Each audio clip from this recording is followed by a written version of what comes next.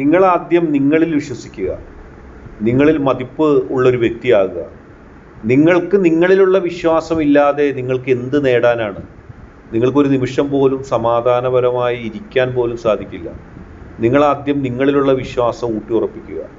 നിങ്ങൾ മോശക്കാരനാണ്, മോശക്കാരിയാണ്, നിങ്ങൾക്കൊന്നും കഴിയില്ല, നിങ്ങൾ വിജയിക്കില്ല, നിങ്ങളുടെ ജീവിതം മുഴുവൻ തകർന്നിരിക്കുന്നു, ഞാനിനി എന്തിനാണ് ജീവിക്കുന്നത്, അങ്ങനെയുള്ളവരാണ് പല കടുങ്കയിലേക്കും പോകുന്നത്. പക്ഷേ യഥാർത്ഥത്തിൽ എത്ര തിരിച്ചടികളും വെല്ലുവിളികളും നേരിട്ടാലും നിങ്ങൾ നിങ്ങളിലുള്ള ആത്മവിശ്വാസം ഉറച്ച് നിലപാടെടുത്ത് മുന്നോട്ട് പോവുക. അല്ലെങ്കിൽ നിങ്ങളുടെ ജീവിതത്തിന് എന്താ ഒരു അർത്ഥമുള്ളത്?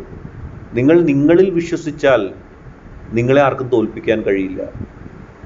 നിങ്ങൾ ആത്മവിശ്വാസത്തോടെ മുന്നോട്ട് പോകുമ്പോൾ നിങ്ങളുടെ മൂല്യം വർദ്ധിക്കുകയാണ്.